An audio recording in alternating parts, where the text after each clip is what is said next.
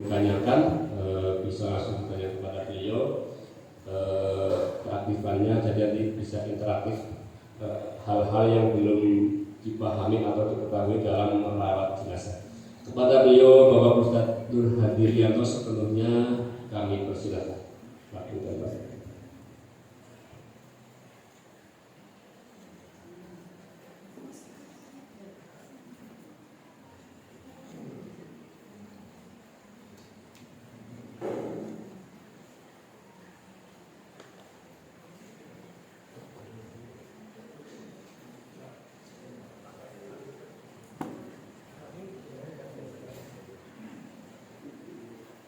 Bismillahirrahmanirrahim. Assalamualaikum warahmatullahi wabarakatuh. Alhamdulillahirabbil alamin wassalatu wassalamu ala asrofil anbiya'i wal mursalin wa ala alihi wa sahbihi ajmain. Ibu-ibu, bapak sekalian yang dirahmati Allah, terlebih kepada pimpinan Partai Muhammadiyah yang kami hormati.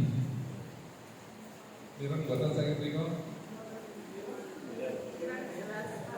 Ibu-ibu penampilan yang maju terus berdiri. Oke, buatan saya ketika saya mepet lagi mawon, bapak saya kenal sendiri. Saya terpikir tarik maju mawon. Mungkin terjadi tangga ini buatan bapak ajak bapak tarik. Latihan mending mendekat.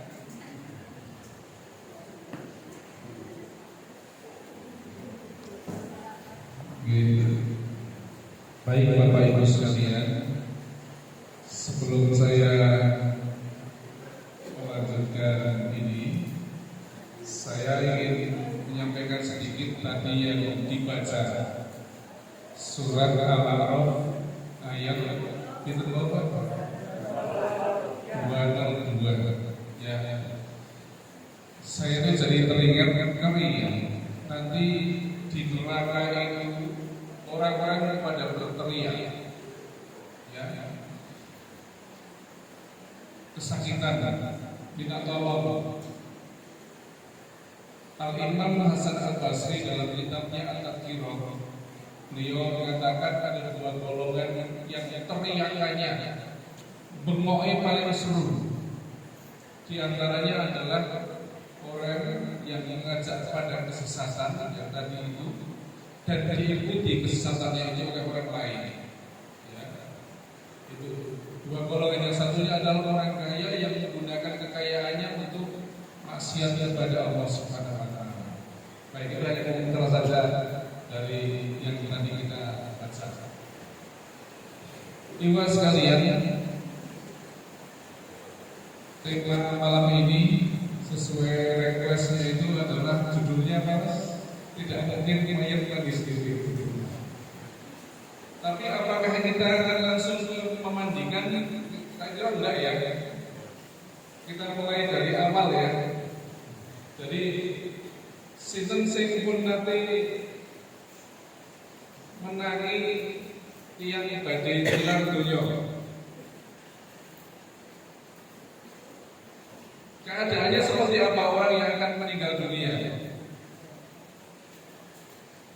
Lemas atau apa?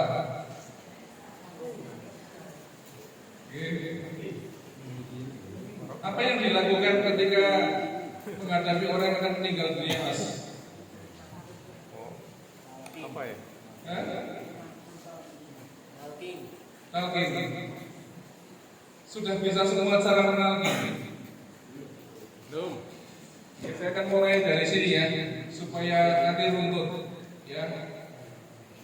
Jadi kalau kita ketemu orang yang akan meninggal dunia, ya dengan tanda-tanda apa? Mungkin kalau kita katakan kritis gitu ya, sudah kritis, maka jangan ditinggal. Itu kesempatan kita menolong. Ya, menolong dengan apa? Menolong dengan talqin. Ya, talqin itu apa?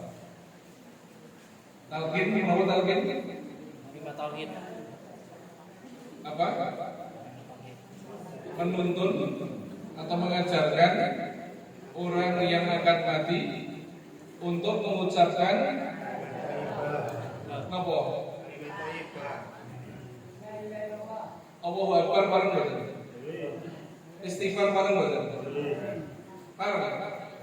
Sing bareng aja. Bareng ya. Jadi, wah, oke, keras. Ketika seorang menemukan orang yang akan meninggal, itu supaya mentalkin. Talqin itu adalah mengajarkan, menuntun orang yang akan meninggal untuk mengucapkan kalimat la ilaha illallah. Hanya satu kalimat saja. Allahu Akbar baik, istighfar astagfirullah baik, gimana? Tapi yang dituntunkan oleh Rasulullah ya adalah kalimat la ilaha illallah. Ya.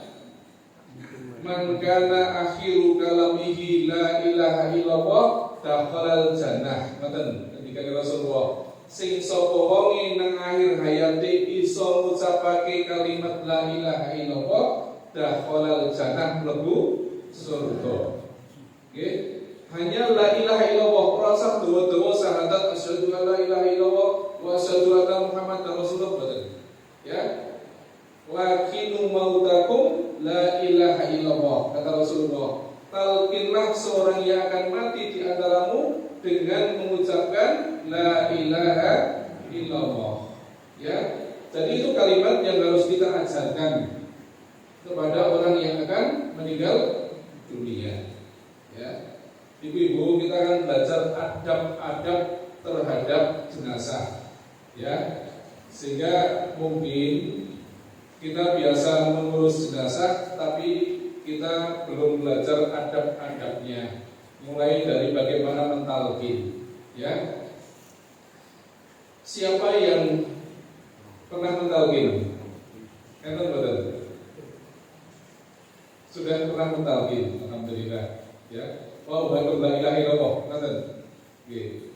Siapa yang punya kewajiban mentalqin? Orang yang masih hidup. Keluarga. Jadi kalau ada seorang mau meninggal dunia, ditalqin oleh yang pasti orang yang dikenal suaranya oleh orang yang akan meninggal. Orang yang suaranya dikenali oleh orang yang akan meninggal. Dan wabil khusus adalah dia mahramnya, ya. Jadi saya kenal dengan jenengan tahu suara saya. Jenengan akan meninggal, kalau ada mahramnya, bukan saya. Meskipun saya dikenali oleh jenengan suaranya, ya, mahramnya. Kalau di rumah sakit mahramnya nggak ada, terpaksa tenaga medis, ya. Nah, sekarang bagaimana cara mentalqinnya? Ya. Seorang yang akan mentalqin itu diusahakan suasananya itu hening. Ya, biasanya kalau ada orang mau meninggal itu ada yang sudah nangis, gitu, ada yang teriak-teriak. Maka yang teriak-teriak, yang nangis itu suruh keluar dulu. Minggir sih. Suasana hening dulu. Ya. Lalu orang yang akan mentalqin itu duduk, cari kursi. Kalau ada kursi, ya, duduk dekat dengan telinga orang yang akan meninggal ini, ya. Kemudian, ya, karena mahramnya, ya, kita ketika mentalqin kan pengen yang ditalqin itu tenang, pengen yang ditalqin itu bisa menirukan ucapan kita. Maka jangan dibuat kaget, jangan dibuat bingung. Boleh dipijeti dulu, dilus-lus. Makanya mahramnya itu dulu, ya. Dilus-lus, Mbak, gitu kan? Ayo Mbak, kita ngomong di dekat telinganya. Ayo Mbak, diropi Mbak, coba Mbak, la ilaha illallah. Ya, di telinga kanan, ucapkan di telinga. Jadi sekali, dua kali, Seperti itu, ya, sampai yang akan meninggal ini bisa mengucapkan kalimat la ilaha illallah. Ya. Kita lihat kamil buatan ucapan la ilaha illallah. Oke, cobi la ilaha illallah. Sekarang diri tidak usah membuka mulut. Bisa. Sehat, dalam keadaan sehat semua, dan ini dalam keadaan sudah lemah. Ada pertanyaan, nanti kalau misalnya baru la ilah sudah meninggal gimana? Kan tidak ada Tuhan. Tadi ibu-ibu apakah dengan bibir yang lemah saja bisa ya? Maka kita berhusnudzon pada Allah. Ya, berhusnudzon sama Allah, dia sudah mengucapkan la ilaha illallah.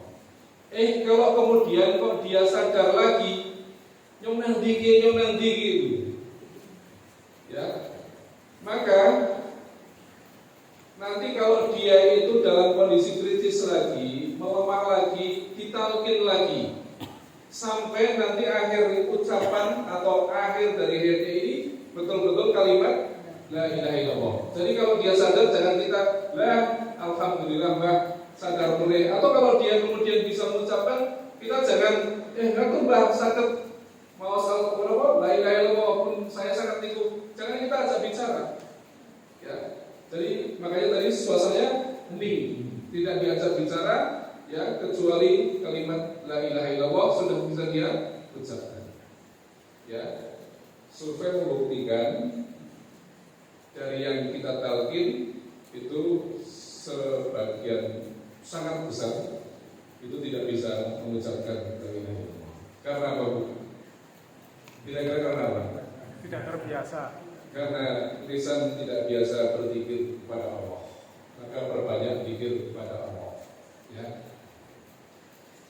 Kira-kira bisa mentalkin? Mau dicoba? Bisa ya? Sampai di sini paham? Bisa, jangan ditinggal. Oke, jangan ditinggalkan.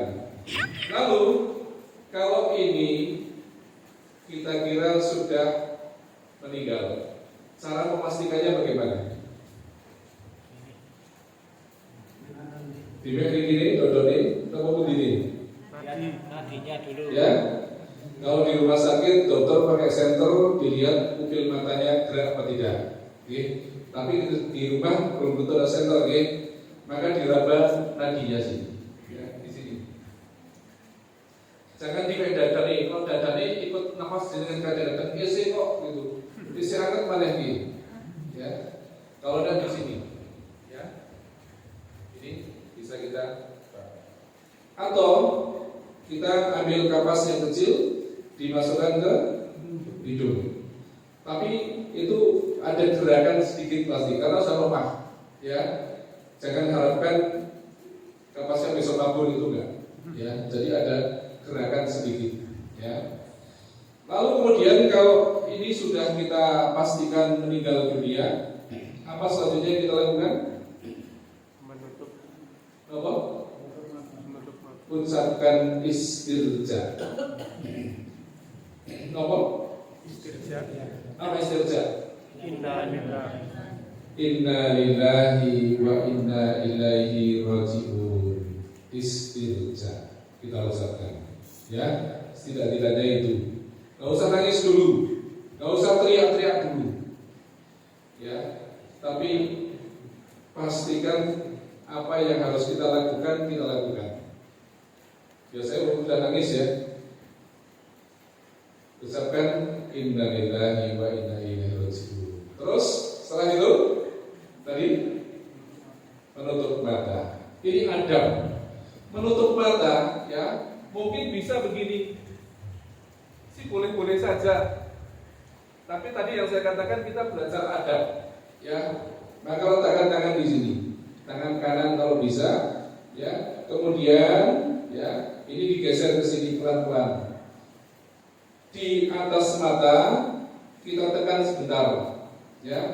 Kalau sudah itu kita lanjutkan tangan begini. Ya. Saya katakan tadi boleh begini boleh. Ya. Tapi ini seperti ini. Ya. Kalau kita tarik di sini, kadang-kadang buka lagi karena ini keringetan. Ya. Maka ini harus jalan gini. Oke. Ini menutup mata. Setelah ditutup, kemudian apa? Ini urut-urutannya dihafal kayak gini. Apa yang kita lakukan setelah kita tutup matanya? Apa? Doakan. Biasanya kalau sudah begini, ambil HP, hubungi keluarga. Gimana? Bukan itu dulu. Buka Google dulu. Doa menutup mata mayat. Tadi saya mau fotokopikan tapi kita pakai begitu dalam ical. Maka lihat Google, buka doa menutup mata mayat. Ya, pertemuan selanjutnya insya Allah sudah hafal ya. Atau nanti sudah hafal. Kalau besok ada yang meninggal sudah hafal. Allahumma ighfir li fulan. Sebut namanya. Warfa' darajatahu fil mahdiyyin wahlufhu fi aqibihi fil ghabirin waghfir lana wa lahu ya rabbal alamin wafsah lahu fi qabrihi wa nawwir lahu fi. Terus baca dulu. Oke. Bisa dibaca? Oke. Nanti dibuka HP-nya ya. Doa menutup mata mayat. Oke, yang asal HP sudah ketemu? Allahumma gfirli fulan warfa' darajatahu. Ada lima ini. Allahumma gfirli fulan warfa' darajatahu fil mahdiyyin wakhlufhu fi aqibihi fil ghabirin waghfir lana wa lahu ya rabbal alamin wafsah lahu fi qabrihi wa nawwir lahu fi. Oke. Ini tidak mungkin dihafal malam ini. Nanti Google bisa mulai dihafal. Memang nomor karena jarang dipakai. Ya, tapi kalau kemudian mohon maaf kok ada keluarga kita orang yang kita sayangi meninggal, kok orang apal dongane kan iman-iman. Oke. Di mau dongane kalau fotokopi nanti hilang kan? Kalau di HP kan sudah tinggal googling aja. Oke. Sudah tahu ya, nanti ya. Doa menutup mata ayat. Baik. Sudah begitu, sudah ditutup mata, sudah didoakan, ya. Lalu apa? Urutannya dapat ini. Oke. Oke. Orang yang ini kenapa ditutup matanya tadi, Bu? Kenapa kok ditutup matanya? Saya tanya dulu. Aku nanti nggak bisa nutup kalau udah. Karena kata Rasulullah, roh keluar dari jasad diikuti oleh pandangan mata. Roh keluar dari jasad diikuti pandangan mata. Jadi nggak kayak di film nih, di film langsung merem papan dewek. Ini nyatanya adalah membuka. Jadi harus ditutup. Ya, sudah. Ibu-ibu Bapak sekalian, kalau meninggal di atas kasur, orang yang meninggal itu dol niku, ya, lubang depan, lubang belakang itu akan keluar kotoran. Maka syukur bagi diselemei dulu, ya, pakai perlah atau apa, supaya nanti kasurnya juga tidak ikut basah. Ya, kalau sudah, kemudian apa yang kita lakukan? Ya, ambil kain, syukur ada kasa, perban. Ya, siapkan perban dulu, mulai dari atas. Orang yang sedang makan biasanya bisa meninggal. Ya, atau dia meninggal dalam keadaan makan bisa terjadi. Maka bersihkan dulu mulutnya. dalam mulutnya dibersihkan.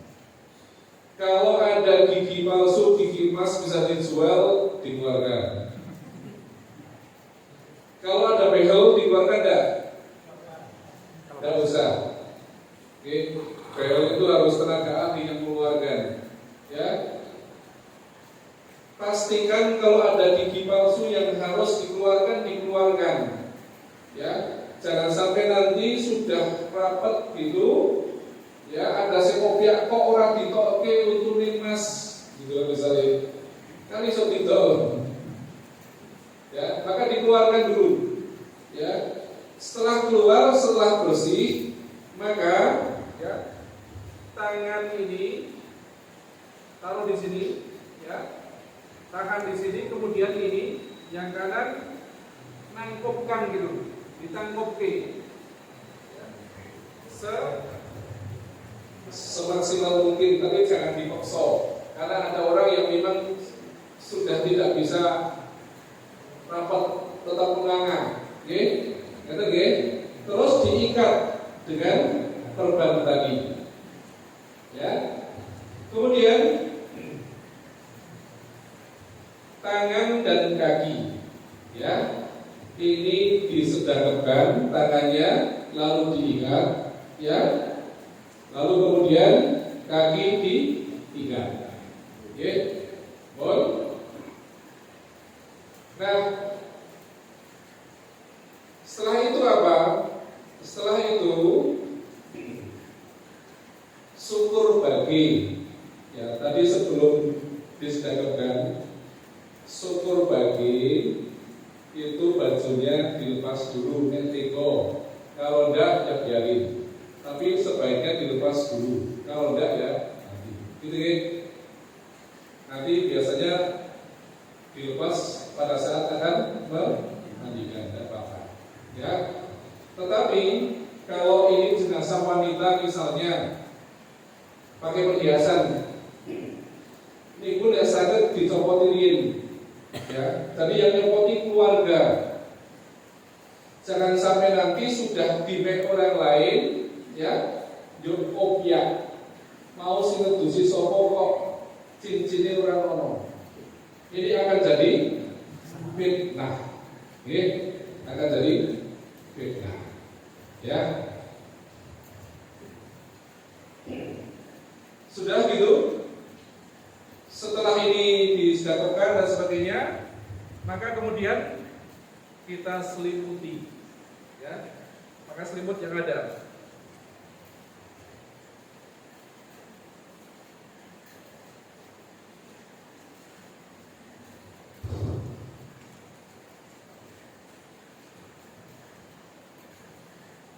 Nah, pokoknya diselimuti semuanya, oke?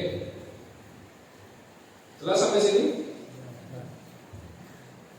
Jelas persiapan ini orang dari tadi mau meninggal sampai ini sama cetok. Ada pertanyaan? Silakan.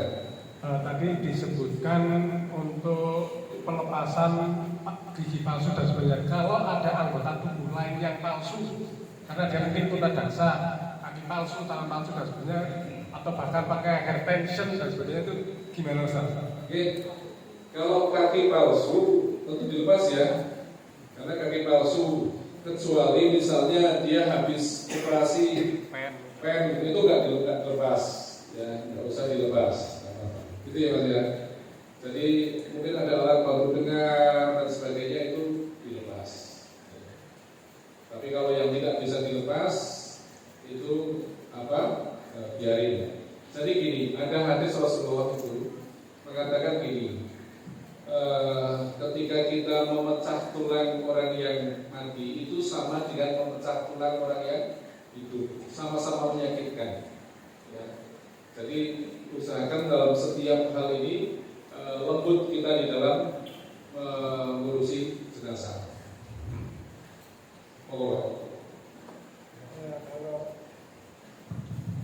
Terima kasih. Lanjutnya yang tadi gigi palsu. Mungkin gigi palsu kan bisa dilepas, tapi ketika si mayat itu atau keluarganya tidak sempat para sakit di diikuti semua, kemudian sampai tidak bisa dibuka lagi, itu bagaimana? Betul. Terima kasih.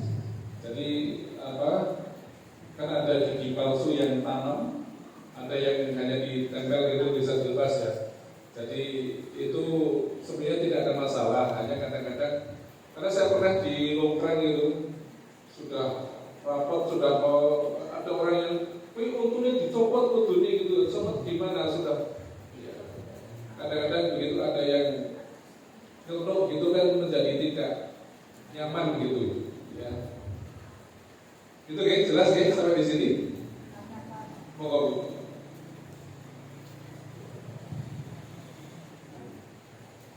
Tadi Bapak menyampaikan di cara menalkin itu dengan bacaan la ilaha illallah.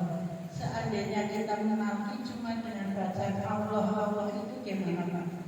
Baik. Terus yang kedua, untuk posisi tangan itu kita tangan yang kanan di atas, apa yang kiri gimana itu Pak? Saya aja Pak. Terima kasih. Baik, tadi sudah dijelaskan kalimat takbir Allahu Akbar, baik. Kalimat istighfar astagfirullah, baik, ya kan? Tapi yang kita ikuti adalah apa kata Rasulullah.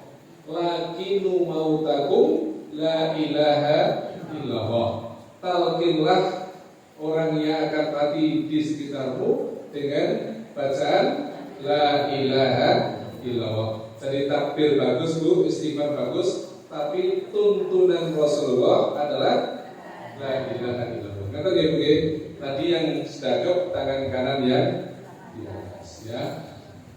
Tapi jangan kaget ya, kalau nanti ketemu kok ada orang yang ngajinya kan berbeda-beda, gitu kan? Tangannya nggak usah disedekapkan, biar lurus saja, pokoknya manut keluarga, gitu. Ya kan? Jadi nggak usah kemudian eyel-eyelan yang perkara kayak gitu itu, ya. Gitu aja. Kalau orang kita mau ngurusi, ya. Keluarga sih ingin ngaji ini beda orang yang sunni gitu kan misalnya. Baik ya, jelas kan? Baik sudah gini, lalu kita akan memandikan jenazah, ya. Kita akan persiapan, memandikan jenazah. Sebelum jenazah itu dimandikan, sebelum jenazah dibawa ke tempat memandikan jenazah, maka pastikan kain kafannya itu sudah tersusun dulu. Jangan sampai kain kafan belum jelas, belum dibeli kok sudah dimandikan. Bendaharanya Kinan Banjar, perlu bendaharani, jangan sampai terjadi. Ya. Siapkan dulu kain kafannya, lalu baru dibawa ke tempat mandi, supaya nanti tidak jadi masalah. Terus rampung mereka dosi kafannya urung. Nah, jangan sampai terjadi begitu. Lalu apa yang kita siapkan ini untuk mandikan jenazah? Kain apa? Kain kafan pasti.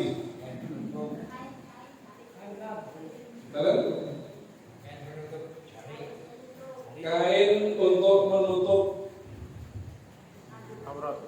aurat. Selama memandikan jenazah, aurat ini harus tertutup. Ya, ini harus kita siapkan. Jangan pakai daun pisang ya. Sudah buatan zaman ini. Siapkan kain kayak gini aja, 1 meter aja cukup. Ya. Lalu kemudian apa? Ini ada apron selemek kata nggih. Selemek. Kemudian gunting. Gunting. Kemudian kresek. Ya, kresek untuk apa? Kotoran. Untuk nanti Sisa tempat niki pakaian jenazah. Jangan dipakai barang-barang yang ini apa? Masker.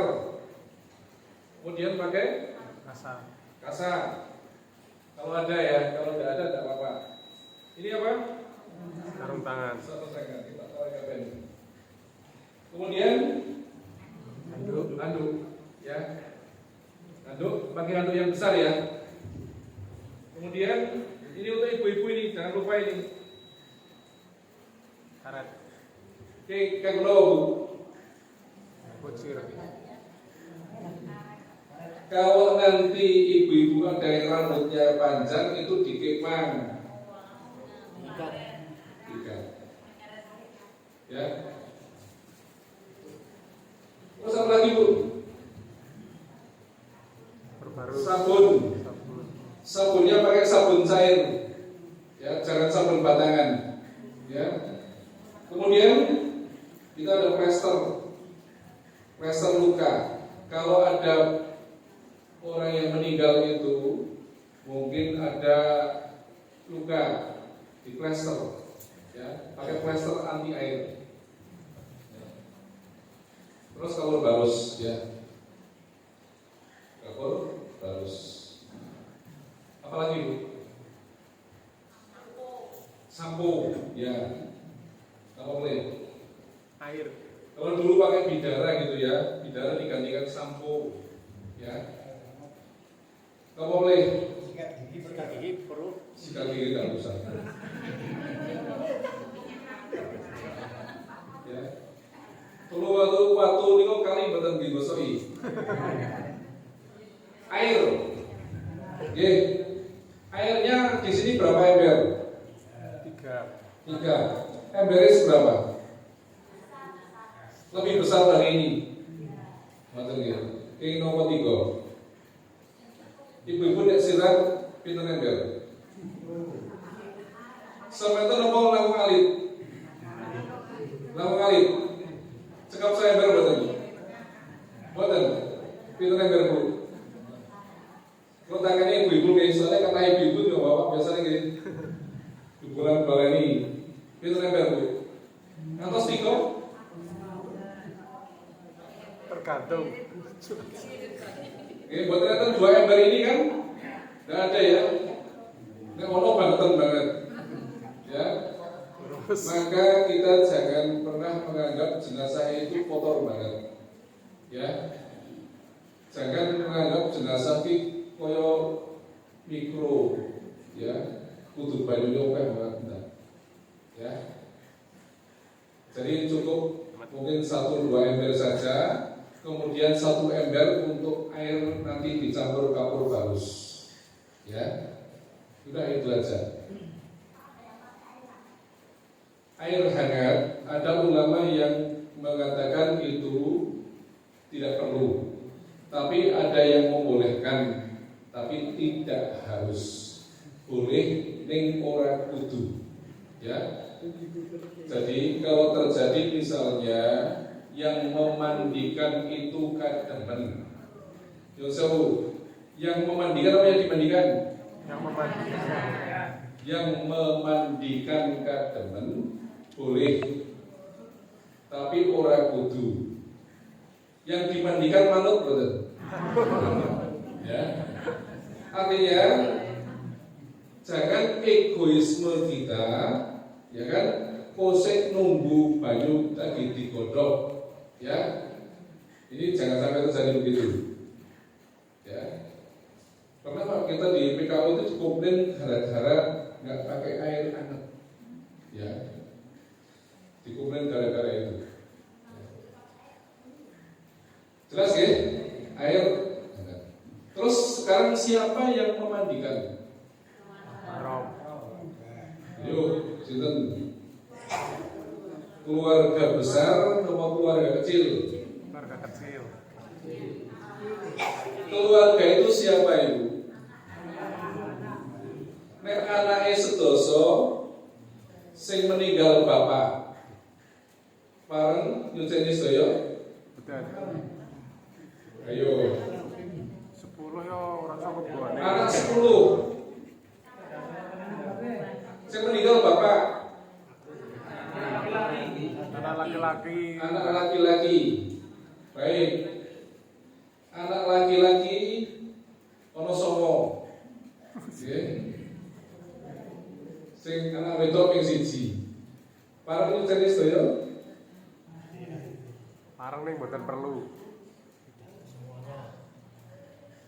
Kita ngerti Lord. Saya mau tanya ketika jenengan masih hidup sekarang ini, jenengan sedo Pak, kira-kira dia anak 10, jenengan pengen disuceni kalau anaknya kabeh sing sakniki ada itu.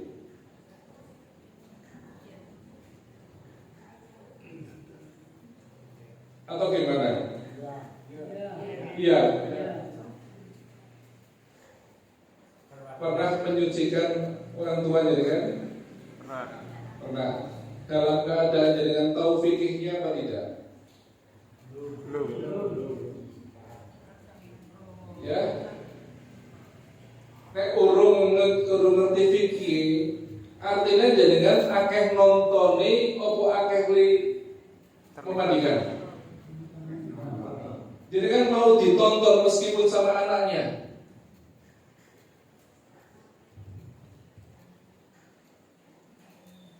Ibu-ibu kalau ada jenazah itu yang memandikan di sini berapa Bu? 2 sampai 3. Di tempat saya itu harus sampai 10. Ibu-ibu dawis maju kabeh. Ya. Ono sing nyompeni nyawiki, nyompeni ngemek. Ono sing nyong nek ora melu pun tak ketokan. Ya. Bermacam-macam. Tapi pastikan bahwa yang memandikan itu meskipun anak, meskipun keluarga tahu fikihnya. Kalau nggak tahu fikihnya, ono anak sing rengkel, anak sing bandel, kalau wis grujuki wae bapak, bisa?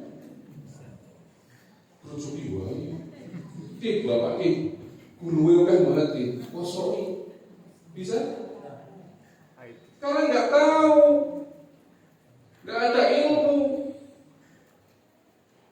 Sedangkan kalau kita meninggal, anak salah berguna betul Bu. Yang berguna kan anak soleh Bu. Wawaladun solihun yat'ula. Jadi jangan main-main. Pastikan anak-anak kita ini bisa nanti suatu saat kita mati mereka mandikan. Kalau kita sampai kemudian kita mati kok anak ora iso nyolati kita, itu lagi nanti masalah. Ya, jadi nanti pelajaran ini betul-betul anak kita harus tahu. Kita mati anak-anak kita. Kalau bapak meninggal, anak perempuan gak boleh mandikan. Anak laki-laki boleh.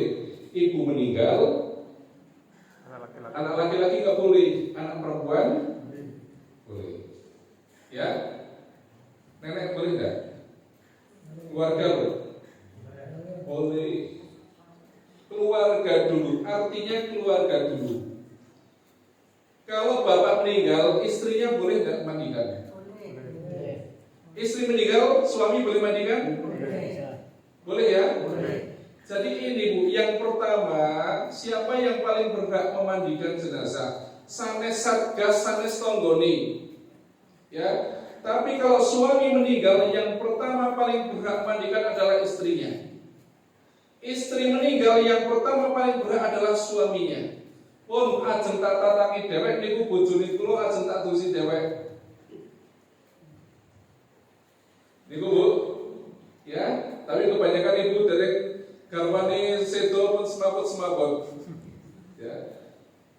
Sekarang ibu haknya itu dipakai dulu. Bapak haknya itu dipakai dulu. Jangan berikan sama ibu-ibu PKK. Nggih Pak nggih. Haknya, hak kita dulu ini.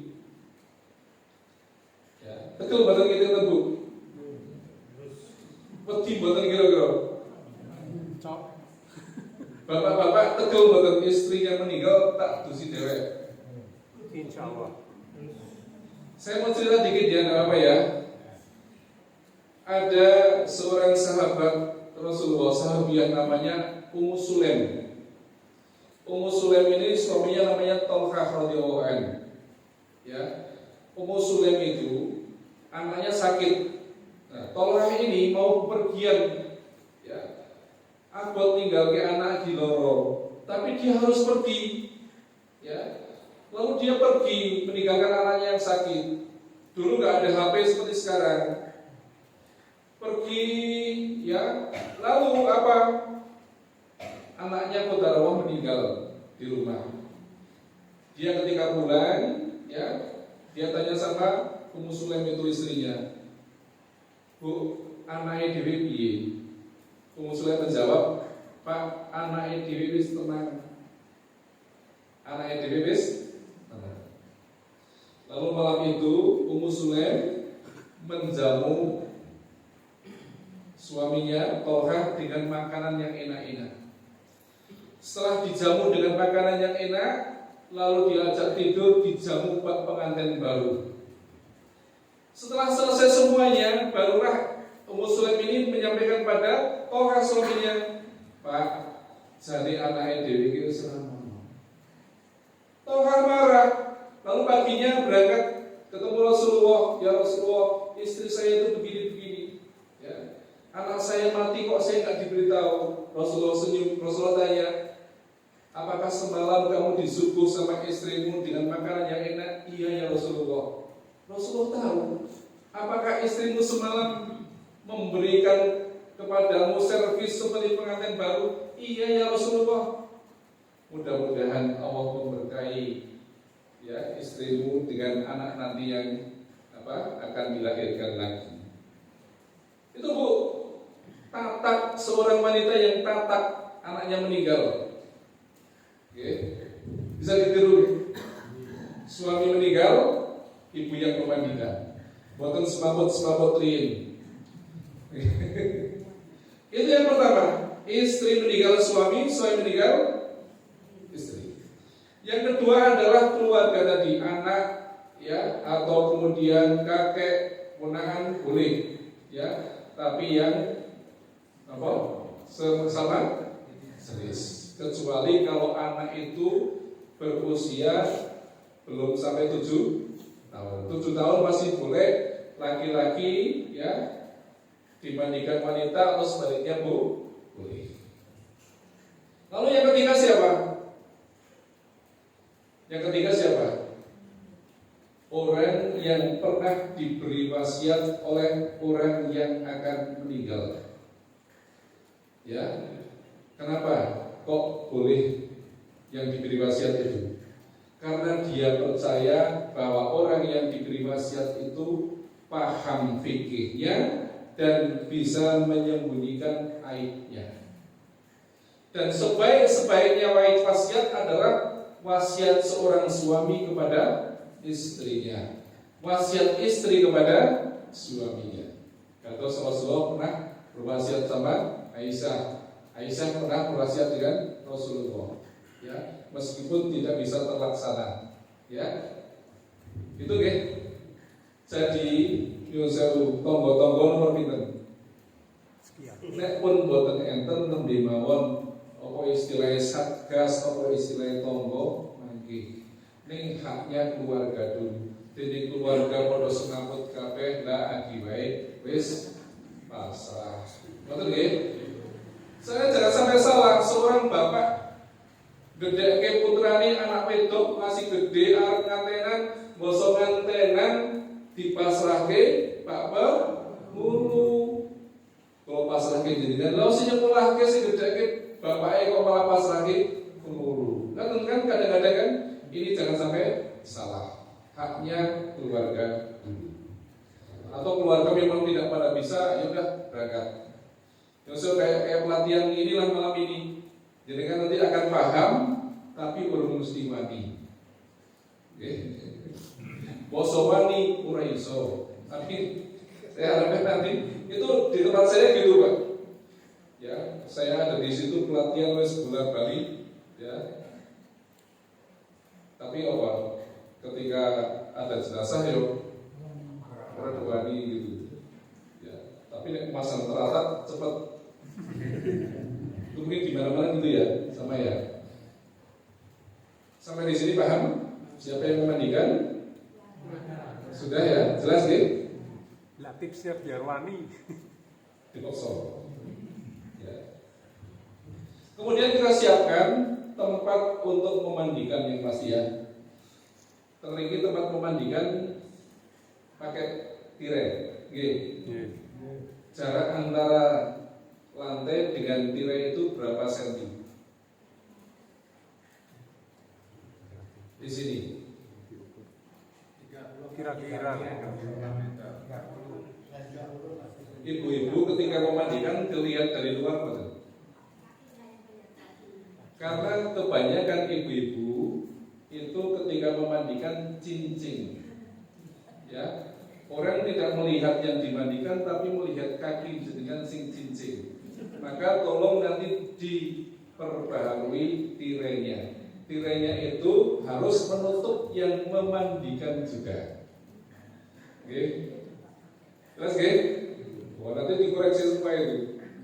Ya. Itu banyak di mana-mana begitu. Cincin bu ibu-ibu itu, ya, karena tidak pakai sepatu boot. Oke. Jelas ya bu ya. Tadi di antara alat ini adalah sepatu boot. Kalau ada, kalau tidak ada, tidak apa-apa. Tapi tirainya itu diperhatikan. Ini kok ketok nih. Gitu ya. Jelas ya. Dan sebaiknya kalau bisa tempat memandikan itu jadi satu dengan tempat untuk mengkafani. Kenapa? Jangan nanti habis dimandikan dipotong-potong melewati orang yang takziah. Ya, kewer-kewer mana? Ya. Jelas ya? Kalau bisa. Ya. Jelas apa Rio? Tentang persiapan itu? Jelas ya? Baik, kita akan mulai memandikan jenazah. Baik ya? Kita tentu akan siapkan apa? Kain. Ini pasti. Kalau wanita, ya, nyuwun sewu, ini dari dada sampai paling tidak lutut. Ya, yang harus tertutup. Ya. Kalau laki-laki cukup di Oke. Jadi ini disiapkan dulu sebelum kita membuka pakaian. Ya. Ini bisa diambil dulu selimutnya. Ya. Selimutnya diambil dulu. Kemudian ini sudah ditutupkan dulu sebelum pakaiannya dibuka. Ya. Tidak boleh telanjang bulat. Kemudian kita ambil gunting, ya. Kita potong pakaiannya di samping tubuh jenazah, bukan di sini. Kita hanya membuka sedikit begini, ya, tutupnya gini, dipotong begini. Di sini juga gitu. Ya, bukan di atas. Oke. Jadi kehormatan daripada jenazah ini setelah nanti dibuka, ya, yang di sana diambil, diaringkan begini. Jadi yang saya tadi yang memandikan jadinya kira-kira berapa paling banyak? Paling banyak 3.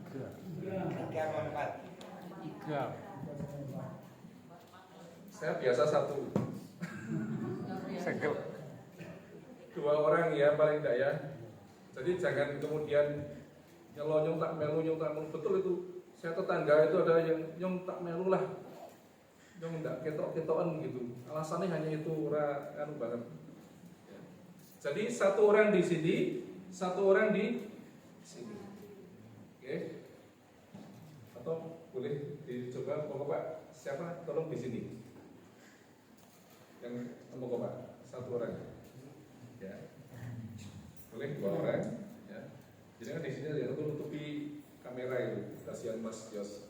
Oke, 1 di situ, ya. Jadi ini kalau pakaian sudah dilepas dipotong gitu, nanti diambil dengan cara begini, diiringkan ini dipegang di sini, ya, pundak sama pantat, ditahan dengan perut, ya, ditahan dengan perut, ya. Nanti pakaiannya taruh di belakang, gantian yang di sana juga ngiringke ini diambil. Oke, itu sampai nanti bagian yang paling bawah. Nah yang ini tidak tak lepas karena ini jenazah perempuan ya. Ini manekin perempuan nanti tidak ketok. Oke, gitu ya. Lalu setelah itu apa yang kita lakukan?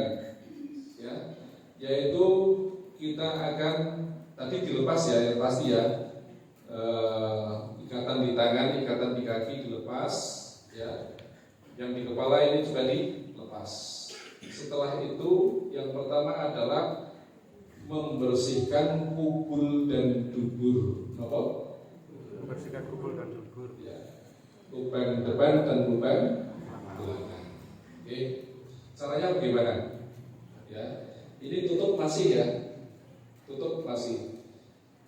Jadi caranya orang yang di sini mengangkat sini sedikit. Oke, dengan mengangkat di sini ya. Kemudian sambil mengurut perut. Diurut di atas kain. Ya. Kemudian yang di sini ya, dengan nyawi pengguyur. 2 orang gitu caranya. Ya. 1 orang saja gitu. Dengan mengangkat di sini. Kemudian ini dengan tangannya ngurut gitu. Ngurut jangan ditekan betul, jangan ya. Saya pernah sama Pak kaum mana itu ngeri sekali. Ya. Jadi kira-kira saja. Jangan saya meyakini. Ya. Jadi diangkat semampunya. Gak mungkin didudukan tuh gak mungkin, sudah berat ya. Jadi diangkat itu maksudnya untuk menekan perut. Ada cara untuk menekan perut sebenarnya dengan kaki diangkat gini, ya. Tapi kayak ini kurang luas kalau membuka aurat kan. Jadi ini apa? Ini diangkat sedikit, ya. Itu ya. Tak apa-apa kalau bisa, ya. Pak, kurang jelas Pak, yang membersihkan lubang atas bawah, lubang depan belakang. Jadi ini dirogoh, ini caranya apa dirogoh? Tangan jangan masuk di sini dan dibersihkan dan diguyur. Ya, jarinya nggak usah dimasukin ke dubur. Iya, ya pokoknya dibersihkan. Dan saya ketika membersihkan itu sebaiknya pakai waslat, ya, atau paling enggak pakai handscoon ini harus dipakai. Dan ketika selesai membersihkan dubur itu dengan cuci tangan pakai sabun sebelum nanti ngemek sini, ya. Jelas ya? Kira-kira bisa? Jelas ya? Coba praktekkan. Oke. Sudah gitu teman-teman. Dijelaskan, jadi kan menjelaskan. Oke, terus ya, makanya.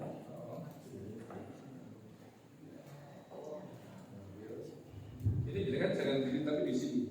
Ketika ngiring tangannya di sini. Ini kan mau ngiring gitu. Tangan satu di sini pantat. Dan kebalikannya gitu ya. Terus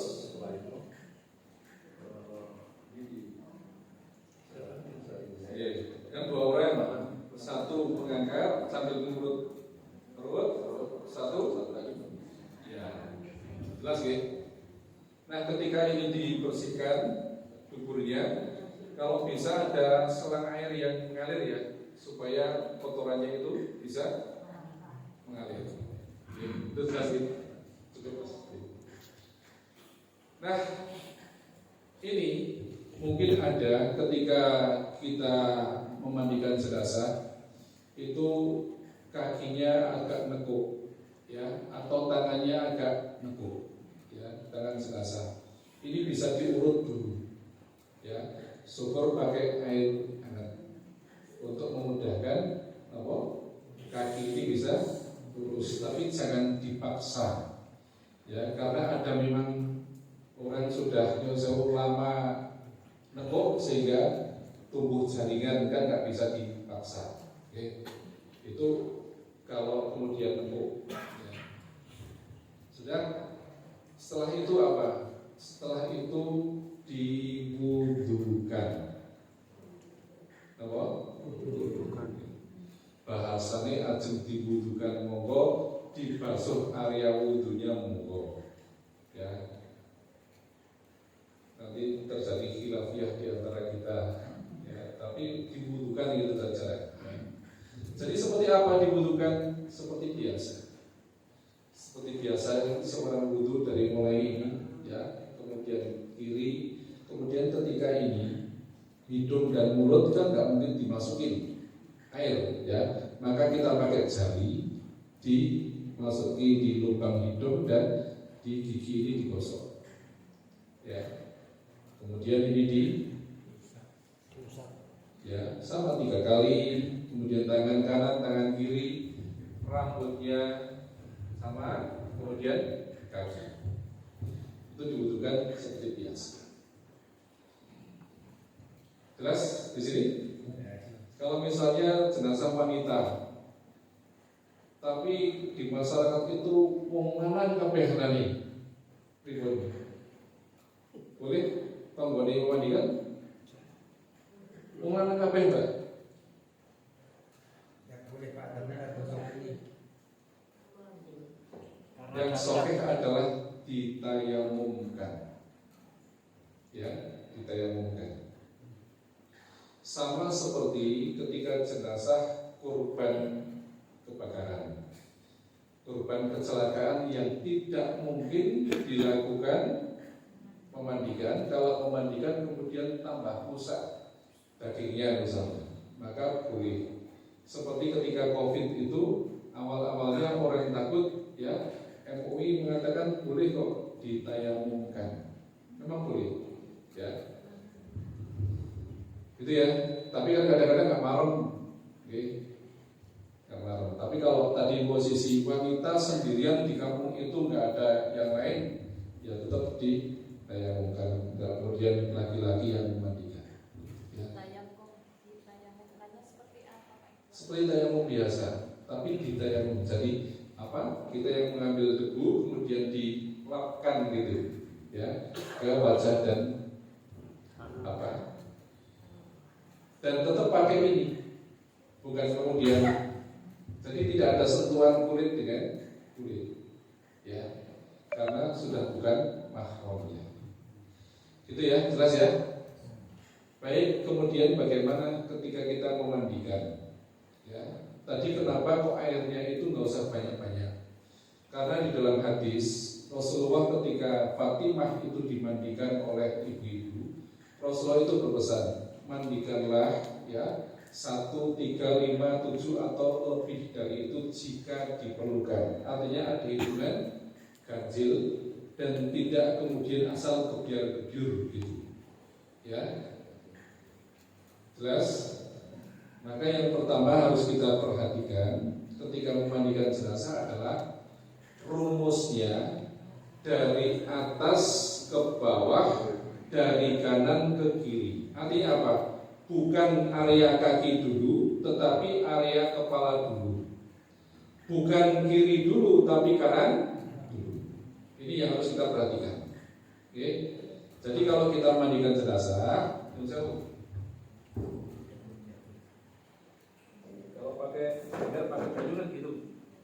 Jadi pertama ini dibasahi semua dulu. Basahi semua dulu, ya, sampai bawah. Ini dihitung 1 guyuran. Makanya bukan 1, 2, 3 itu bukan. 1 itu membasahi semuanya. Ya. Nah, setelah itu kan disabun. Ya. Disabun. Ya.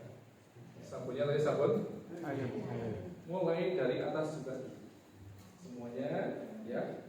Kemudian bagian kanan, tangan kiri ini kanan kiri terus ke bawah. Ya. Nah, gimana kita menyabun bagian auratnya ini? Kita nggak buka juga, kita tetap dari balik kain. Ya.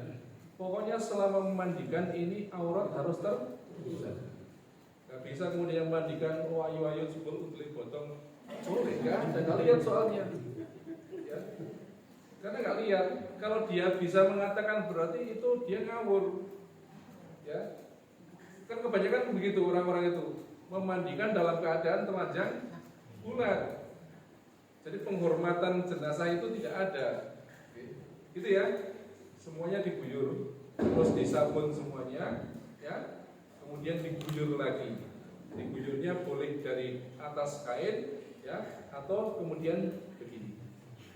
Tapi tetap tidak. Oke, gitu ya. Jelas ya? Kemudian apa? Ya, kemudian diiringkan. Ini kan kembali sama ini kita pegang di sini, kemudian di pantat. Ya, dari sebelah sini dulu urutnya. Ya, kemudian yang dari sini itu mengguyur, kemudian menyabun dan diguyur lagi. Gitu ya. Jadi kalau 3 guyuran itu sudah banyak belum? Sudah ya. Kira-kira berapa ember? Setelah sini yang dimiringkan, kemudian gantian orang yang di sana miringke, ya, dan orang yang di sini nyabunin juga dan itu ya, jelas. Kemudian mau diguyur lagi boleh, sehingga hitungan guyurannya itu tetap ganjil. Oke. Nanti yang terakhir diguyur dengan air yang sudah dicampur kapur barus. Ada pertanyaan sampai di sini? Silakan. Untuk apa? Untuk kukunya bagaimana? Harus dipotong atau bagaimana? Apalagi yang kuku jelasnya masih hitam sekali. Baik, kuku, ya, ulama berbeda pendapat, ya. Yang pertama itu mengatakan tidak usah dipotong. Yang kedua mengatakan dipotong, ya. Kenapa kok tidak dipotong? Ya udah seperti itu aja, ya. Kita nggak usah melu-melu gitu. Itu ulama yang satu mengatakan begitu, yang kedua dia membolehkan. Jadi kita berada di tengah-tengah saja. Nek misalnya dawa banget, yo dipotong nggak apa-apa. Ya. Jadi kita boleh memotong kuku dan boleh memotong misalnya rambut, ya. Tapi kita tidak boleh memotong jenggot, ya. Atau bulu maluan tidak boleh. Ya. Itu ya. Boleh. Kumis boleh. Itu jelas. Ketika memandikan, ya, harus diingat jika jenazahnya perempuan, ini keluarganya ditanya dulu, apakah perempuan ini sedang dalam keadaan men atau tidak, dalam keadaan nifas atau tidak, ya. Karena jika dalam keadaan men, nifas, ya, atau dalam keadaan bludeng, ya, maka tidak boleh diurut perutnya. Oke? Tidak boleh diurut perutnya. Atau seorang yang memiliki penyakit di dalam alat pencernaannya, misalnya dia kanker usus gitu, ya, tidak boleh diurut perutnya, karena kalau diurut nanti yang keluar bukan kotoran tapi bahkan mungkin darah. Jadi tidak usah diurut. Ini perlakuan khusus seperti itu. Jelas sampai di sini? Ada pertanyaan lagi?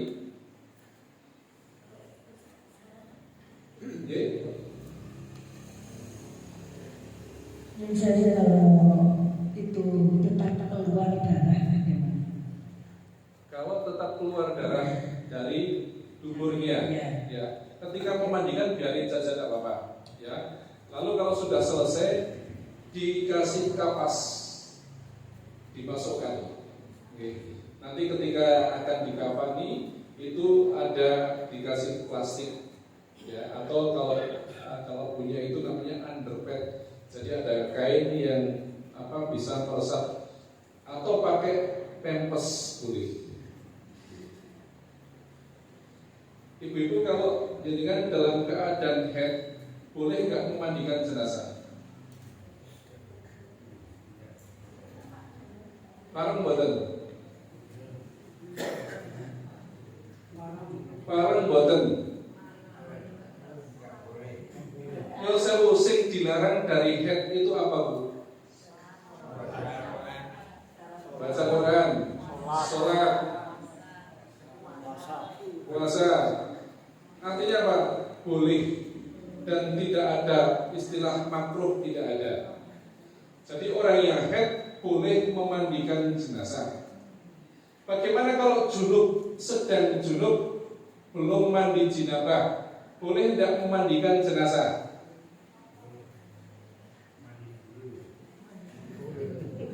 Ini harus tahu, ya kan? Sampai di sini loh.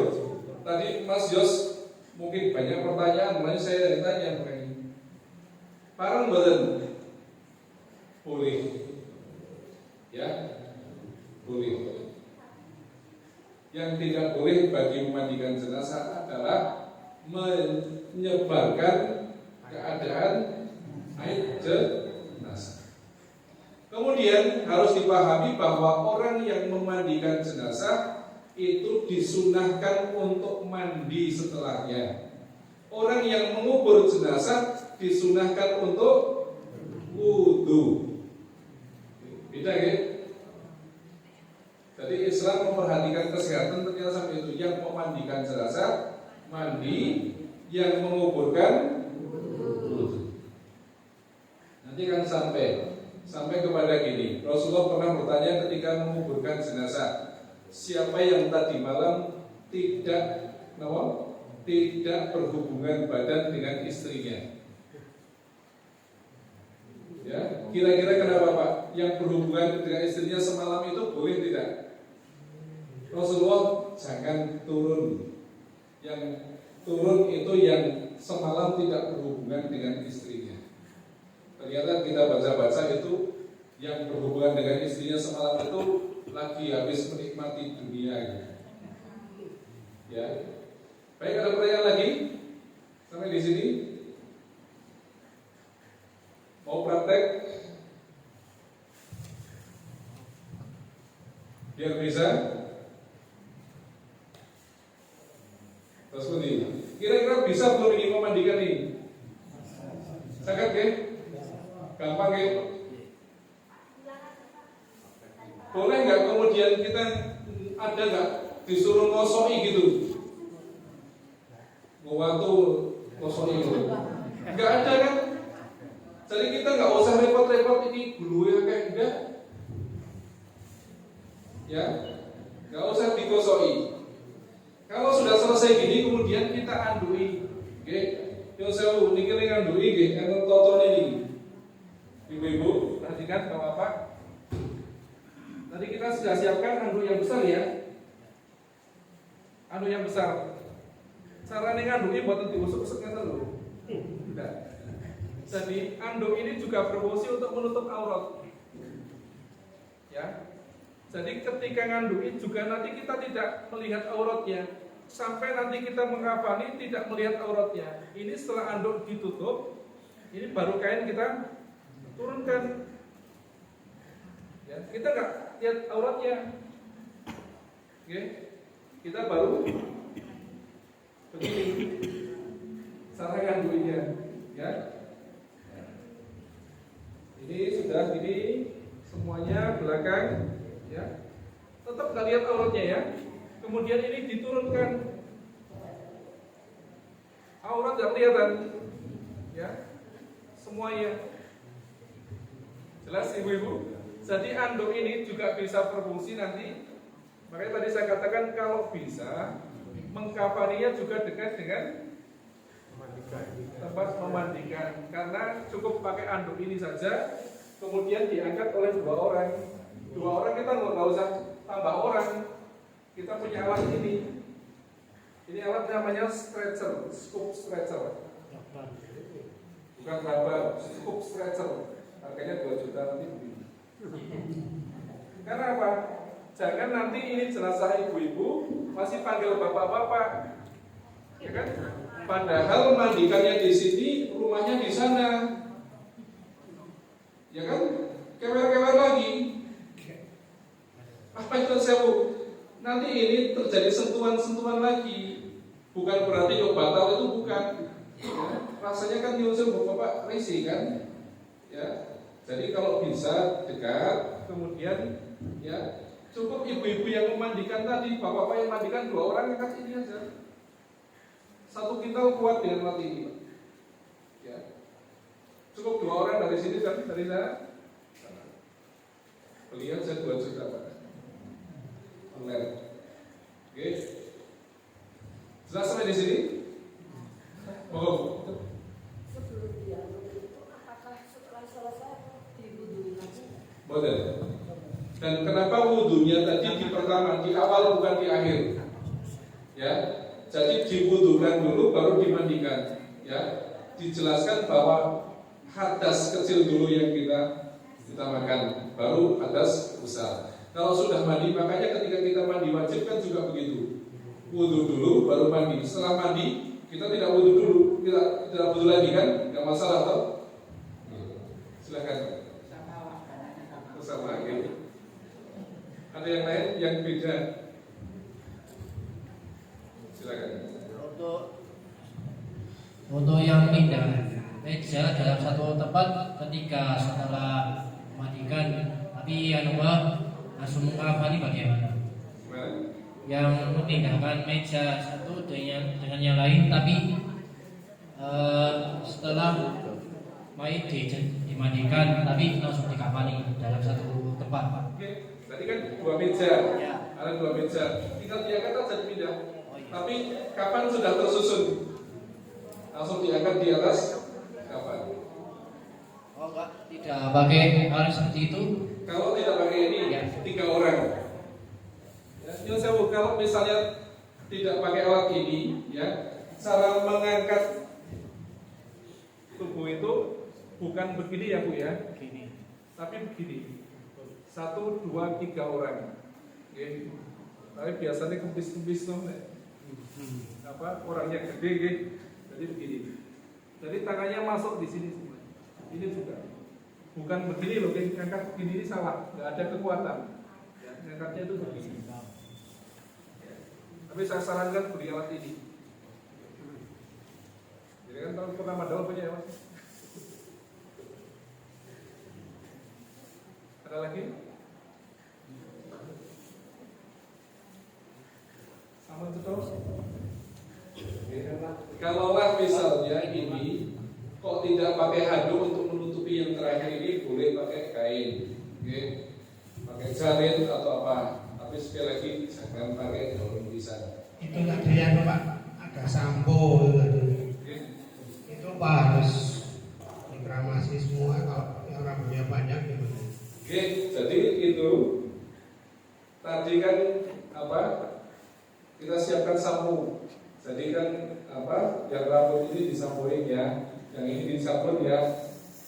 Kemudian tadi juga kita siapkan karet karet ya. Kalau yang rambutnya panjang, wanita loh wanita, laki-laki ada rambutnya panjang tapi tidak disunahkan untuk diikat. Dikepang 3 ya. Boleh pakai karet, boleh tidak pakai karet. Itu nanti diletakkan di belakang. Jadi 3 bagian ini dikepang 3. Itu nih. Jadi misalnya ibu setelah dikepang angel gitu panjang, boleh Pak jadikan bawa hair dryer. Ya kan? Bukannya tidak boleh. Ya. Kok lucu ya mau hair dryer gitu mati gitu. Tidak apa-apa sebenarnya. Tapi kalau orang umum gitu kadang-kadang ya, nggak apa-apa sebenarnya.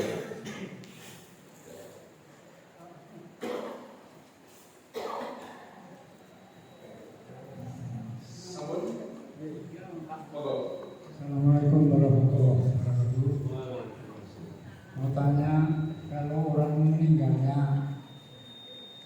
tidak konangan misalnya, itu kan kadang-kadang tangannya itu kaku, matanya itu tidak, matanya ke atas. Itu bagaimana untuk mengatasinya, baik tangan maupun matanya? Terima kasih. Assalamualaikum. Dalam keadaan tertentu, ya mungkin jenazah bertenturan kemudian ini kan sudah kaku Pak, maka sebaiknya ini kita plester, ke kayak handiclass itu kan buatan plester itu supaya agak ketarik gitu. Nah sekarang Kalau misalnya tangannya sudah kaku ya kita mau apakan lagi? Kalau tadi bisa dilepaskan tidak apa-apa. Ya. Jadi Pak ada yang sampai depaplang gini juga ada Pak. Tidak bisa diapa-apakan, tidak bisa. Ya, memang seadanya. Ya. Jadi saya pernah menangani jenazah yang sudah 1 minggu juga ada, sudah 3 hari juga ada. Ya. Itu memang kondisinya sudah seperti itu. Ya.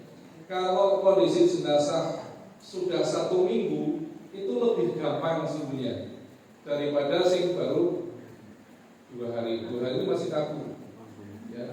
Tapi kalau sudah 1 minggu itu kan sudah busuk soalnya. Monggo.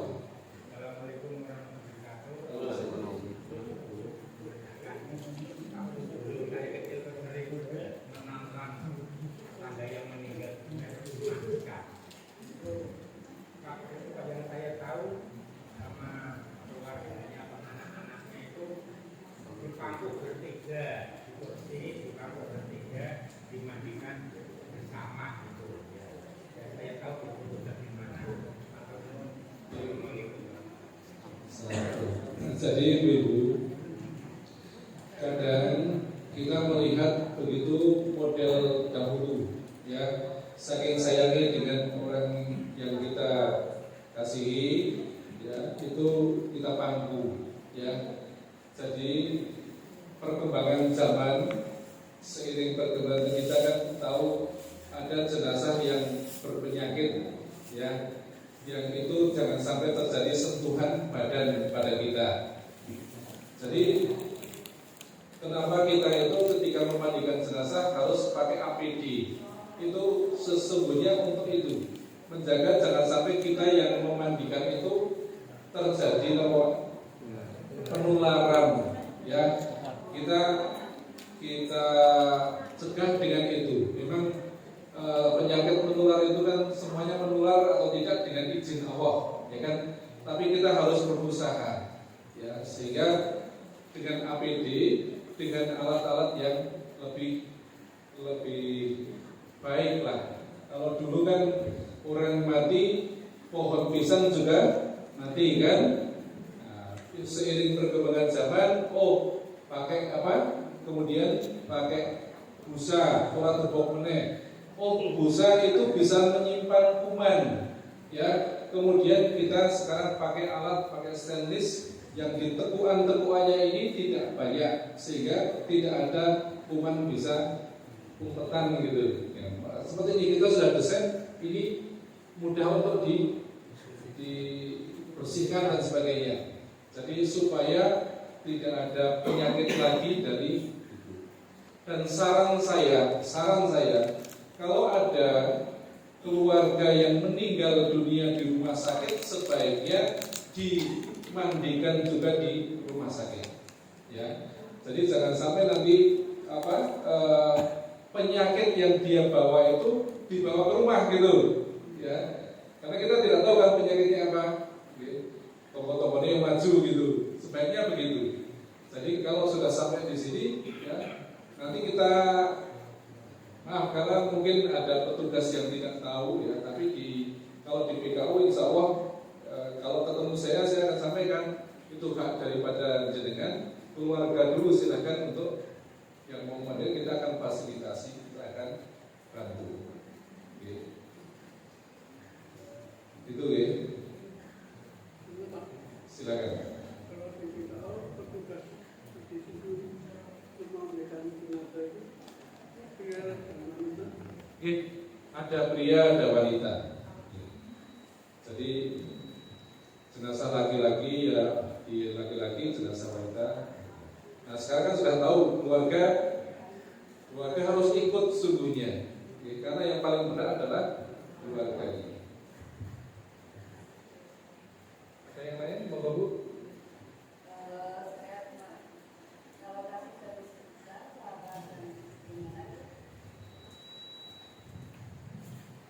Yang ingin tahu itu apakah posisi belasan waktu mau dimandikan atau dikafani itu apakah diarahkan menghadap kiblat atau bagaimana? Tapi sudah ditanyakan tidak lagi. Jadi tadi ini arah ke sini, kepalanya tadi di sini, kita balik di sini. Ya. Karena ini hanya keumuman, tidak ada aturan, tidak ada ketentuan ketika memandikan jenazah kudu muncul ngalor boten. Ya, boleh jadi tempatnya terbatas, yuk kudu sirai nang kidul, nang wetan atau nang kulon tidak ada ketentuannya. Ya.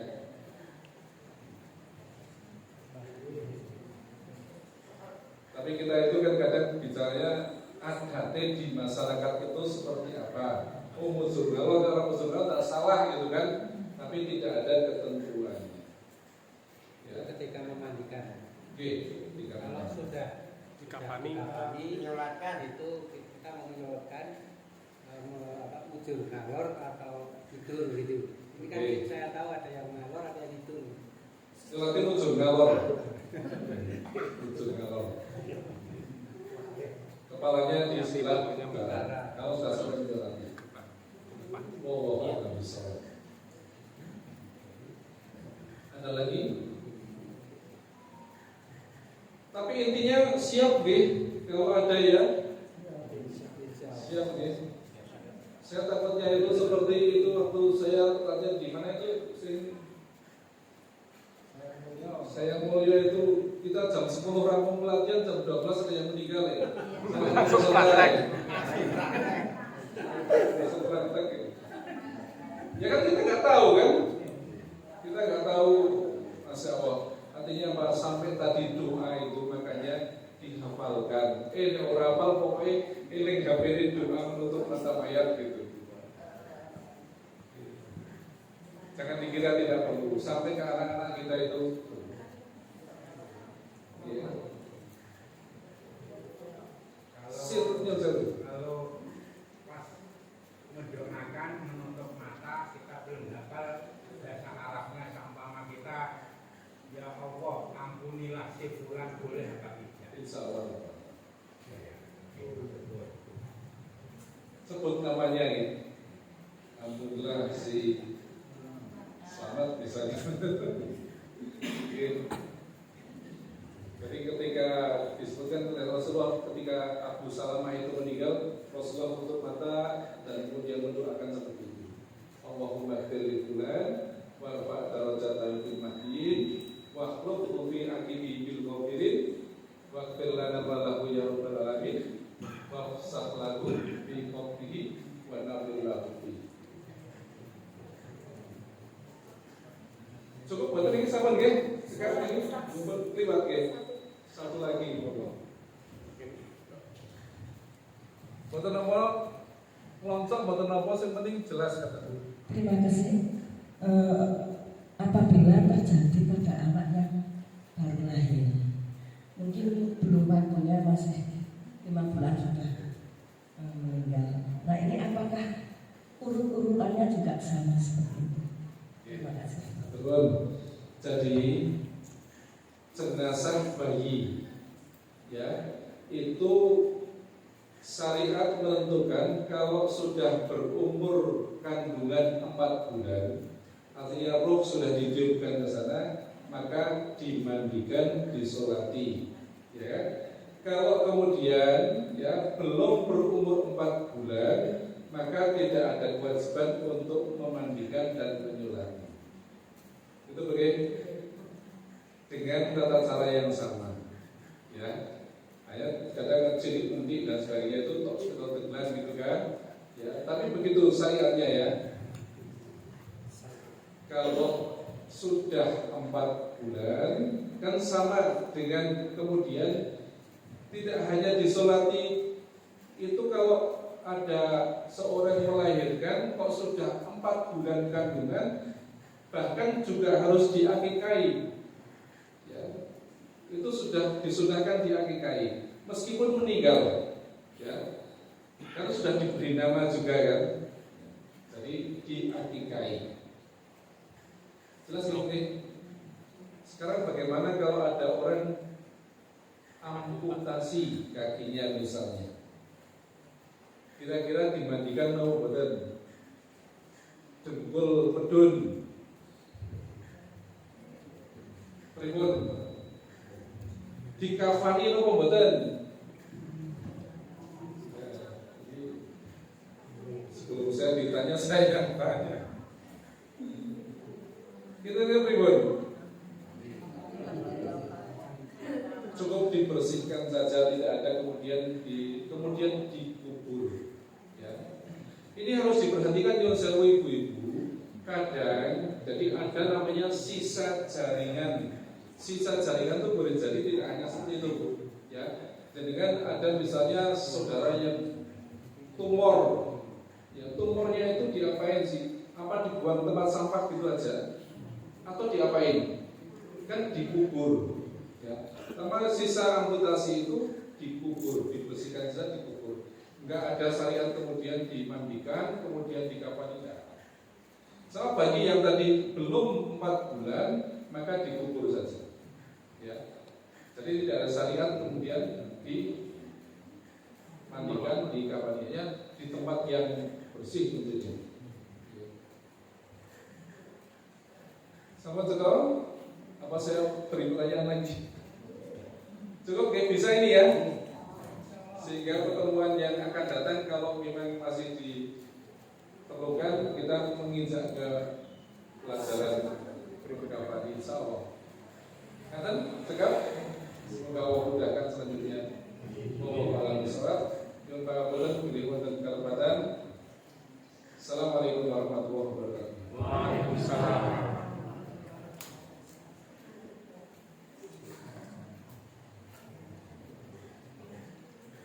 Menyambung dari pembawa acara, kami dari pengurus Rasul Muhammadiyah Wonosobo Timur mengingat betapa pentingnya ilmu pemulasaran jenazah ini, maka ini sebagai sesi pertama yang ternyata kita merasa bodohnya banyak kita yang belum tahu.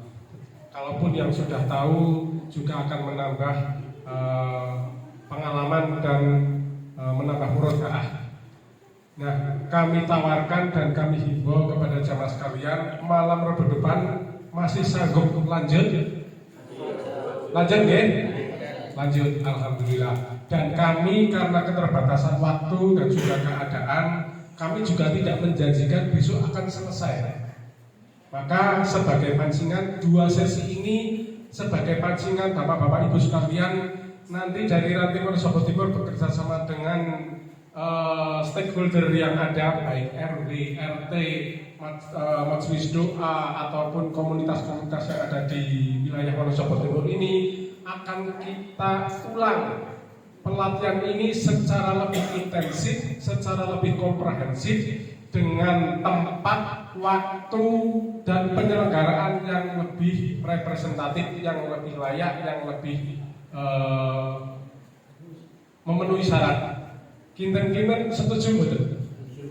Setuju ya? Kalau setuju nanti baik takmir Masjid Al-Huda, Masjid Al-Nur, Mushola Ar-Rahman, Al-Ittihad dan sebagainya nanti akan kita kolaborasikan, kita hubungi. Yuk kita kerjasama untuk mendidik jamaah kita agar melek dalam hal pemulasaran jenazah ini. Demikian kami mohon dukungannya karena semuanya ini butuh waktu, tenaga, barangkali juga pembiayaan. Nanti akan kita pikirkan bersama-sama.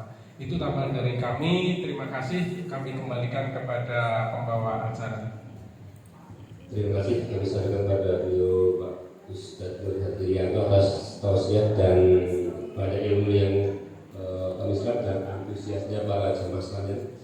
Kami ingatkan untuk para jamaah ibu bapak sekalian, mari kita sukseskan, kita ramaikan Milad Muhammadiyah ke-113 untuk tingkat kecamatan Wonosobo. Insya Allah akan dipusatkan di SDMWF Al-Asdiyah.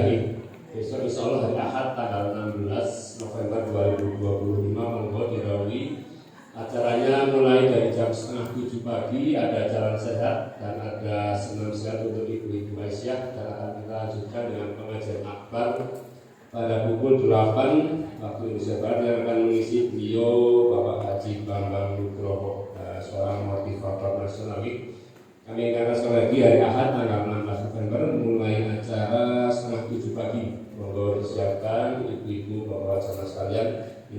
sukseskan, kita ramaikan acara Milad Muhammadiyah ke-113 untuk tingkat kejadian Wonosobo.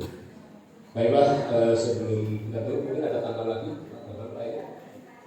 Oke, karena waktu juga jam 10. Mari kita tutup acara pengajian malam hari ini dengan bacaan hamdalah dan doa kifaratul majlis bersama-sama. Alhamdulillahirabbil alamin. Subhanallahumma wa bihamdika asyhadu an la ilaha illa anta astaghfiruka wa atubu ilaik. Billahi taufiq wal hidayah. Assalamualaikum warahmatullahi